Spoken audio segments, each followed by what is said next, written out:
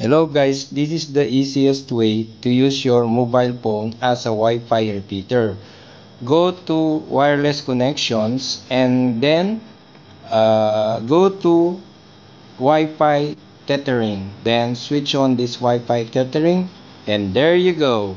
So you can now connect your other mobile phones. Just scan the Wi-Fi and then input the password. Thank you for watching. Please like and subscribe.